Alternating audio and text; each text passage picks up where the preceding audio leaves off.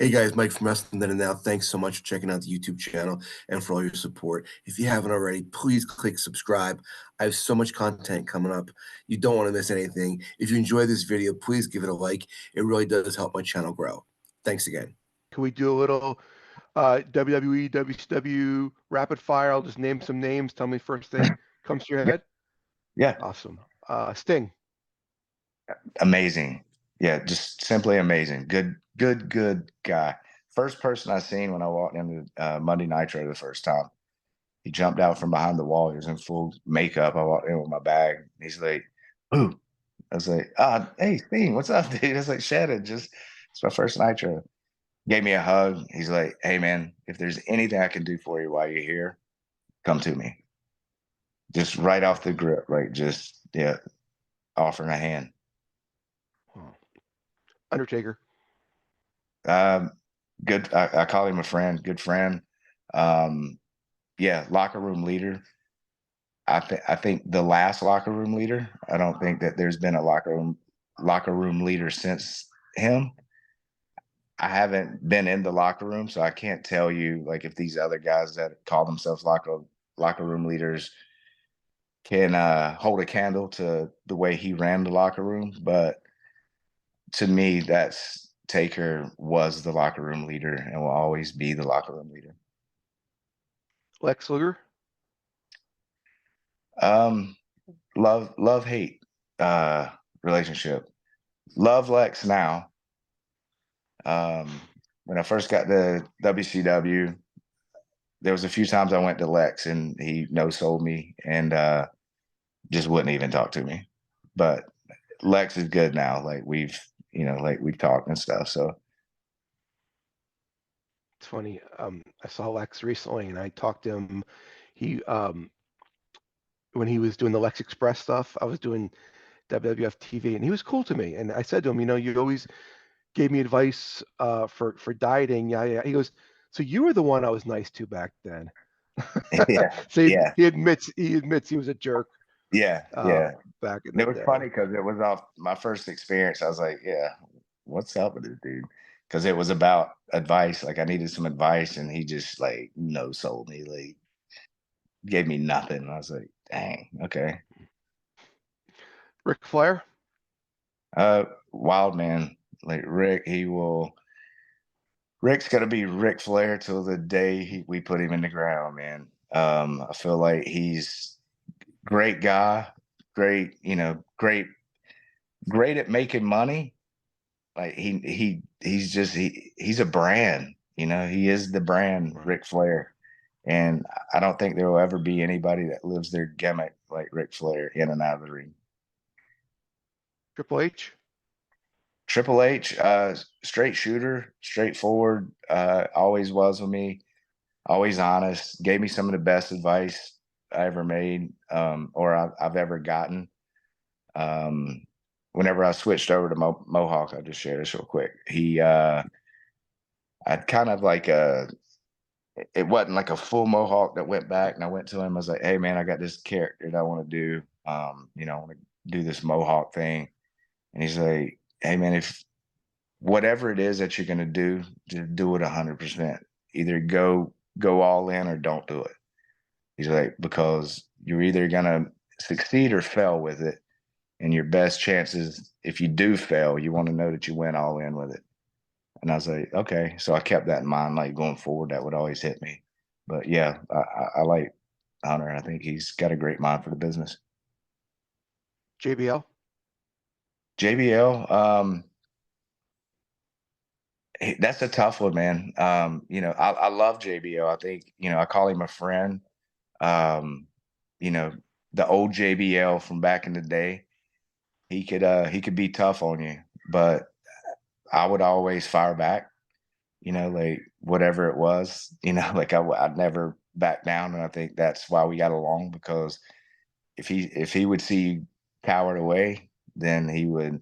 But I love working with JBL. I think he was great. And I definitely consider him a friend. Eric Bischoff. Phenomenal man. I'm a friend of the family. Like his son Garrett. He's one of my best friends. Eric, you know, gave me my first opportunity. And still to this day, like, you know, I feel like I kind of owe my career to Eric for allowing me to, you know, jump on board at WCW, and always treated me super cool, super nice. He's a super good dude, I think. Shawn Michaels?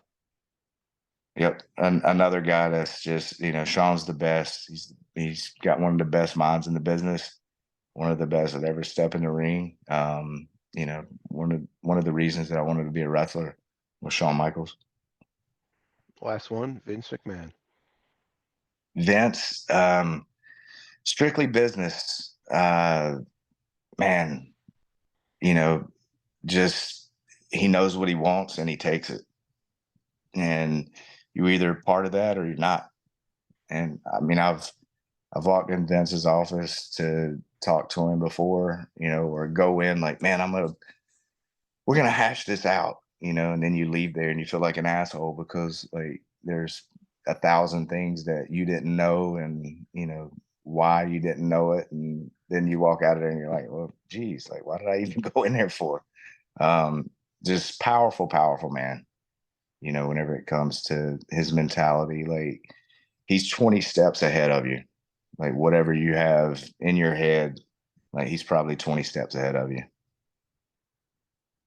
What can you tell me about what you're doing today? What I'm doing today? Yeah.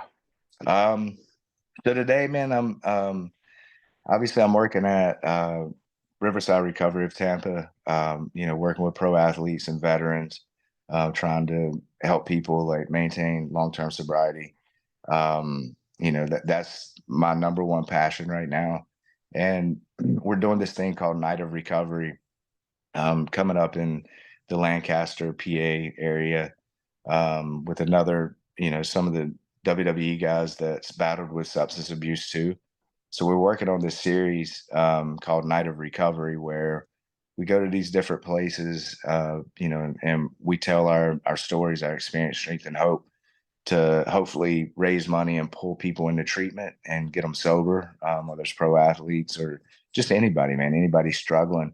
So I'm working on that TV show now. I actually leave Monday to fly up and film another episode. And outside of that, man, like I do jujitsu. I'm gearing up. I'm gonna try to get ready for a tournament soon, a jujitsu tournament. And you know, I'm married, got a grandson now. My daughter just had our little grandson, and life's good, man. Like I got, you know, I'm getting her to open another tattoo shop hopefully in the next, you know, 6 months. Just you know, so busy. I just don't have a lot of time anymore. You know, we've talked about that, and it's just like, you know, down to the hour. It's just like I have to plan my days now, and it sucks now because, like, you know, wrestling's kind of, and not because I hate wrestling. I still love wrestling, and I wrestle every once in a while. But you know, now wrestling's kind of took that back seat. You know, like if it's and I hate to say this because, you know, like I love wrestling. I have a passion for wrestling, but now if it's not financially beneficial for me to go do a show, you know, like with everything that I have going on, like I don't have time for it now because, you know, like the state of the wrestling industry is like there's some really good stuff going on out there, but there's also some really crappy stuff going on out there.